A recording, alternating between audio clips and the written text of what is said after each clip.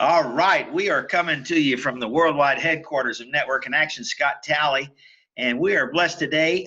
Couldn't get Michael to drive down here for this little 20 or 30-minute video blog. Couldn't believe it, but Michael Kauffman with M&M Digital Marketing in one of the fastest growing parts of the country, Meridian, Idaho, right? Boise? Yeah, well, Treasure Valley. There's three towns all together, and there's a line where they change, but you can't tell. And they just blowing up with a bunch of people from California going over there to save money. Yeah, right. No, when we moved here, we heard the figure was about 20,000 people a month into the valley. Wow. With their population growth. So, yeah, there's some growing pains, but it's a gorgeous, beautiful place. The weather's nice. There's tons of outdoor activities, amazing golf courses. Not cold up there? When's it cold? When does the winter hit?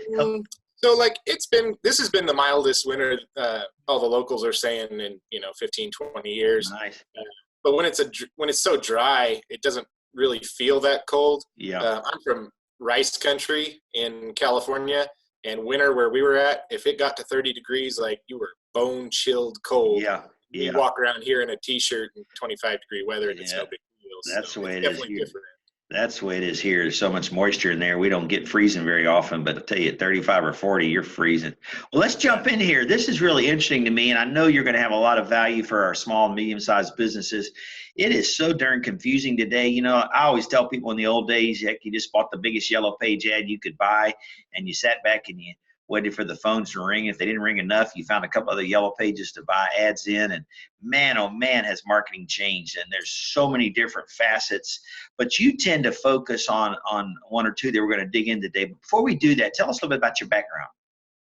So I've always been an entrepreneur, I would say. I launched my first business when I was about 7 or 8 years old.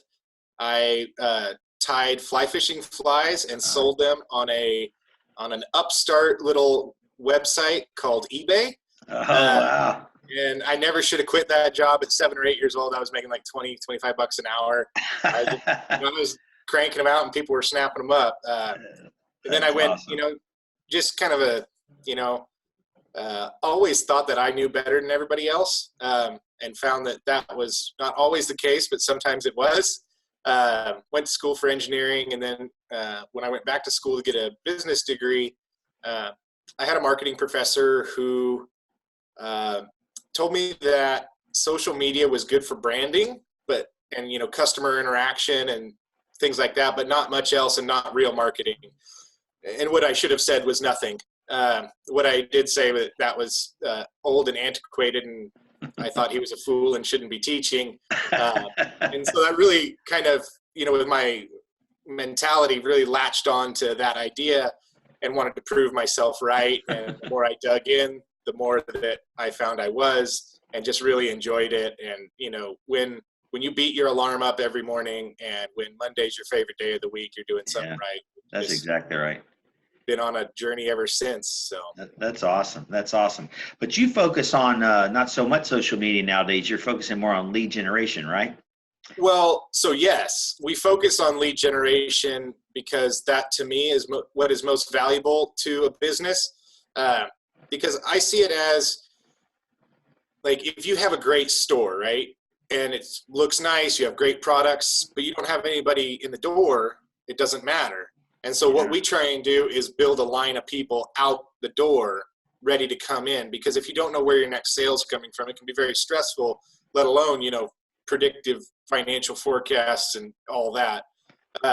And so we do focus on social media quite a bit, because right now to us, that's the biggest area of opportunity, both from a logistics and a cost side. Yeah, it's interesting. You'll see people, I think you're so onto something, and you obviously know this, but you'll see so many people that are so focused on social media, and they fast forward 6 months and you say, what was your ROI? And they look at you like you're crazy, because they're just focused on the flowery or the pretty parts of social media without a real strategy for creating customers. And that's what you do, it sounds like.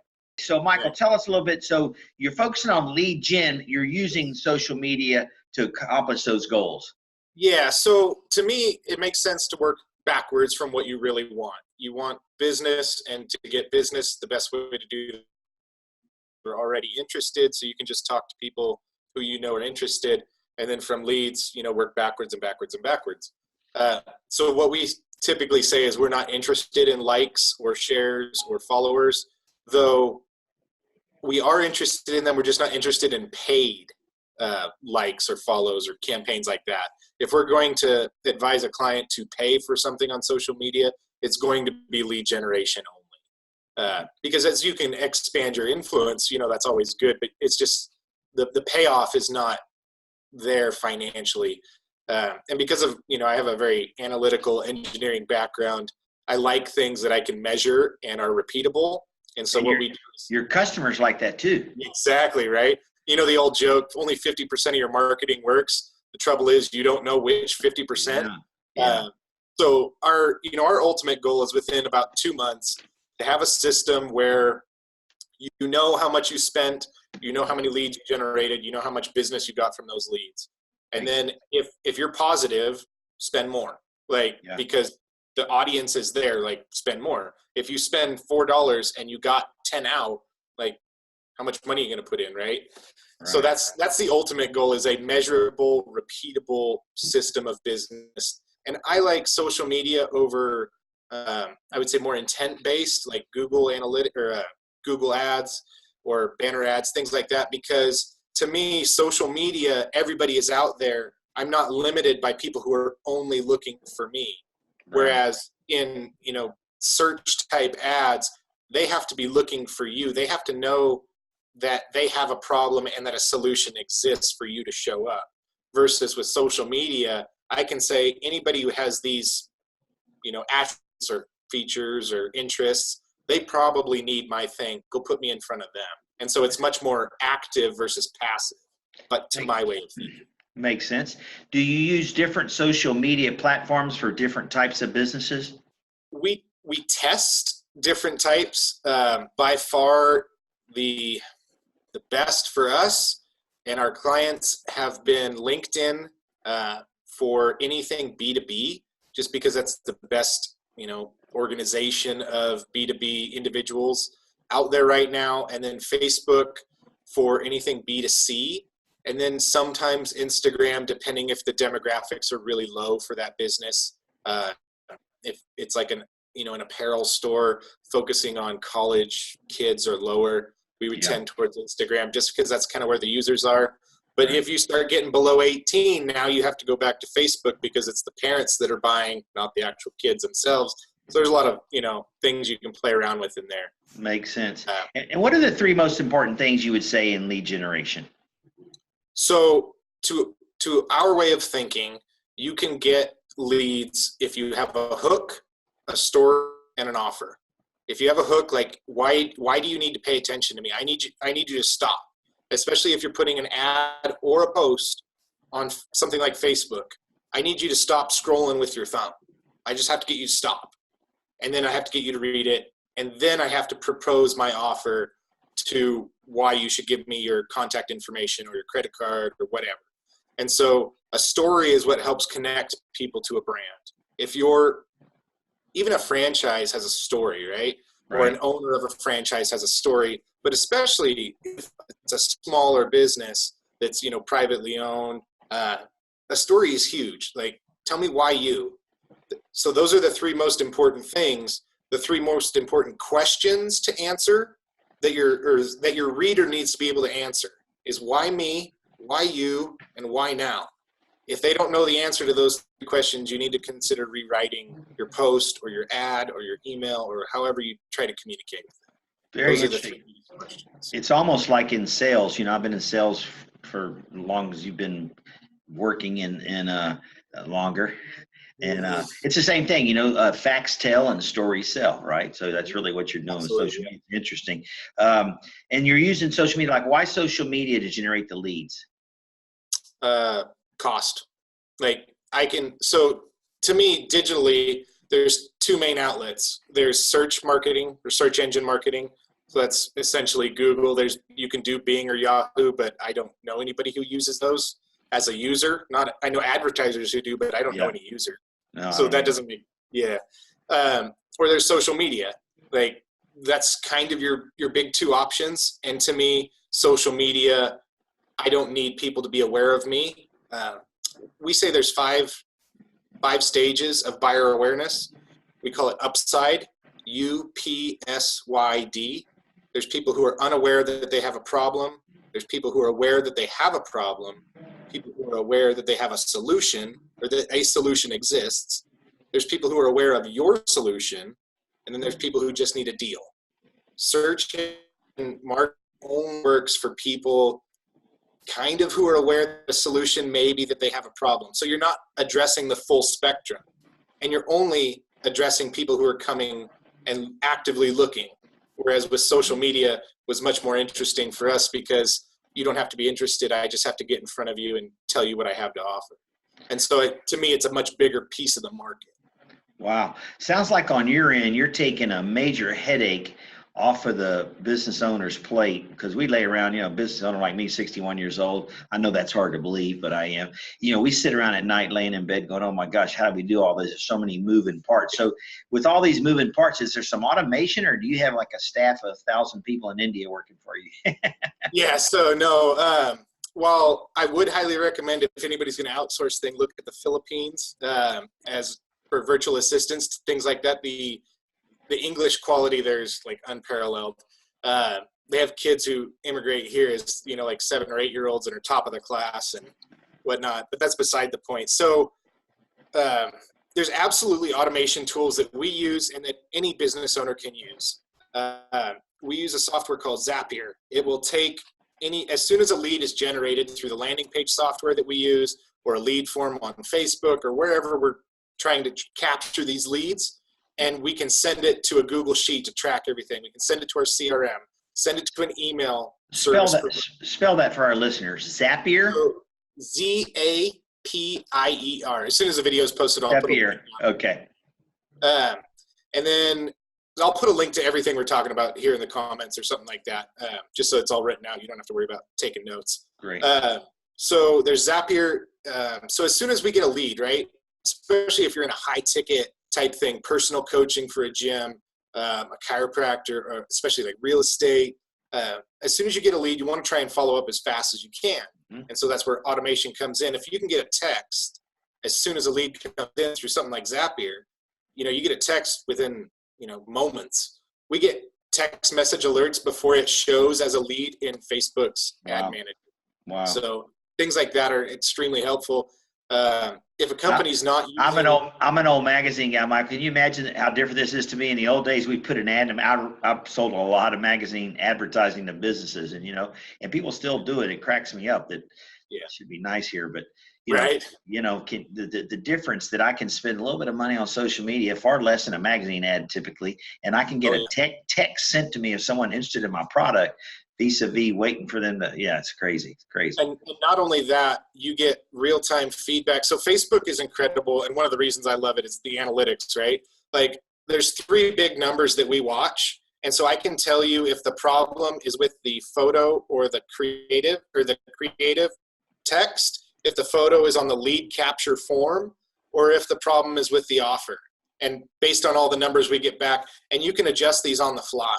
So you're not locked into a contract for a month, whatever. We put ads out, and after about 2 days, we know whether or not it's going to flop or not. And all of a sudden, we're switching. We're either editing it to tweak something, or just scrapping it and going a whole new direction. The customization on the fly is really amazing. Wow. So I've heard the term value ladder. Can you explain to small business owners what that actually means?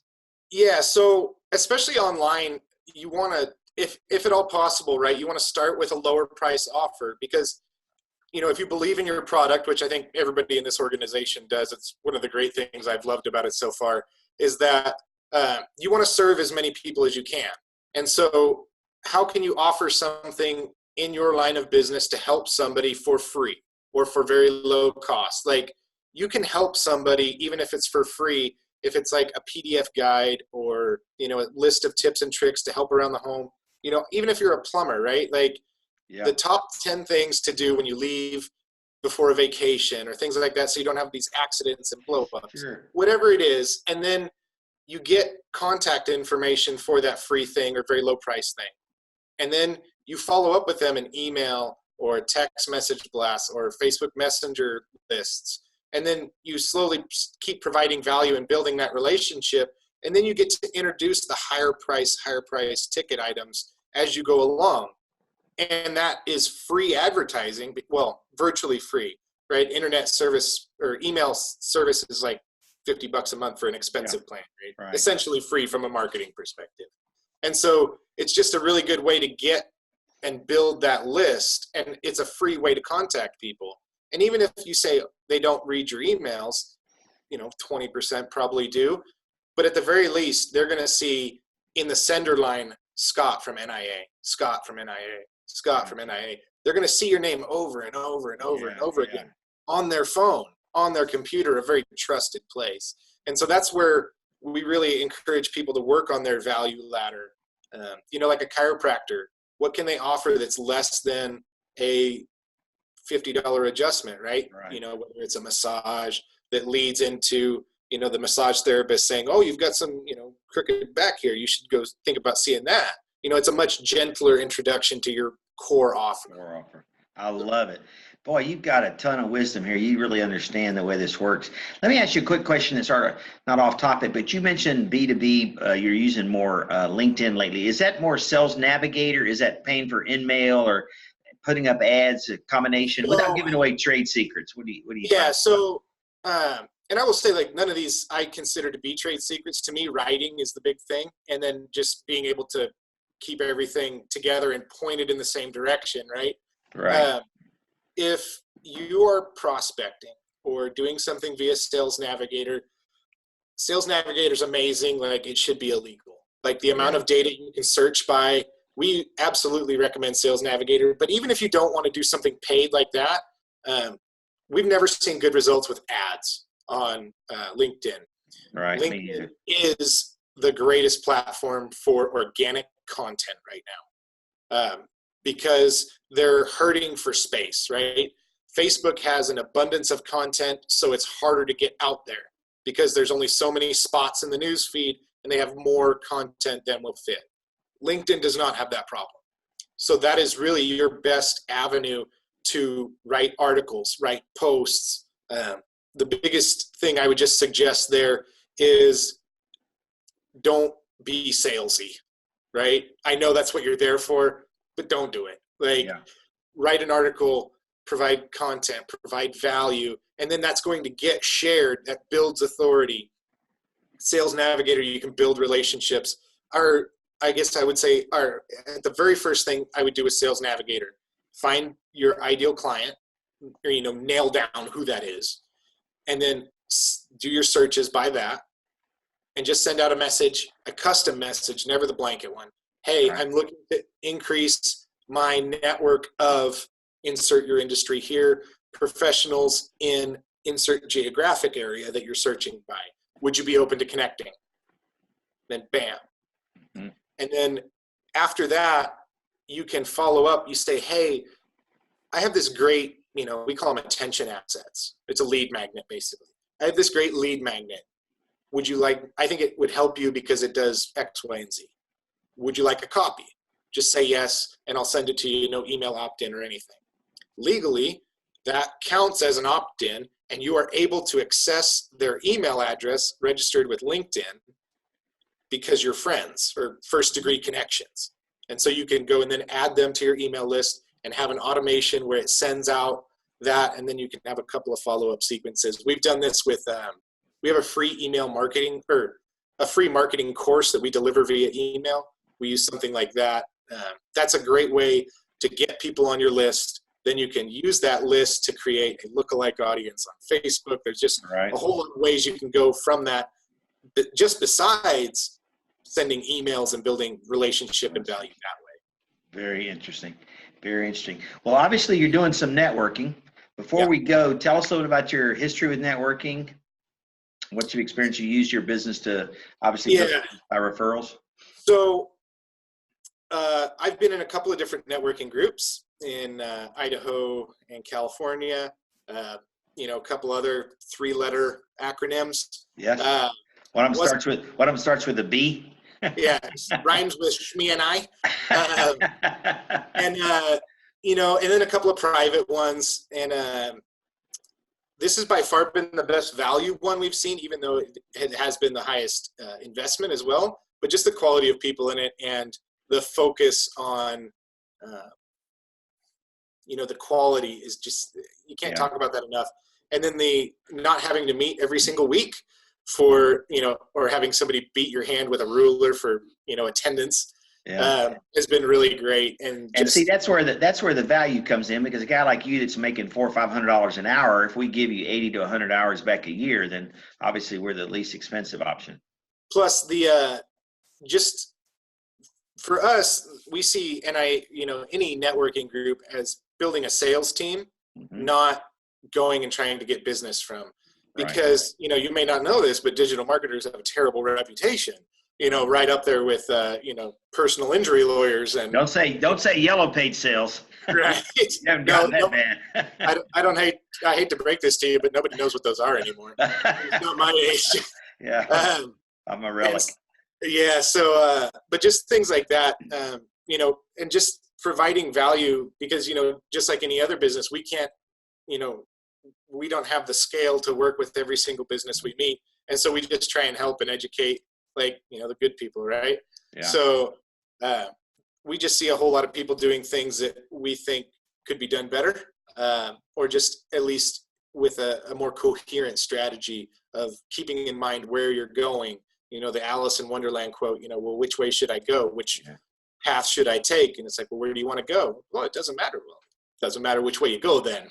So we just try and keep everybody in mind, you want to go here. Here's, just keep the destination in mind when you make each decision. Yeah. Awesome, Michael. How did our listening audience get a hold of you? Phone number and email if you're willing to provide it.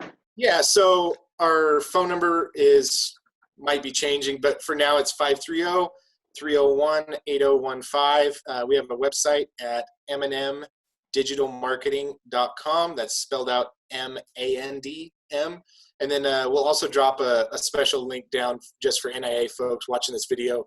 It'll be, nia.mnmdigitalmarketing.com. Fantastic. So we'll have some free stuff to check out there. I feel like I could talk to you all day. You're very interesting, and you certainly know your topic. So I really appreciate you taking time to share it with the rest of our members today. Thanks so much. Appreciate it. Take it easy. Right, have a great day. You too.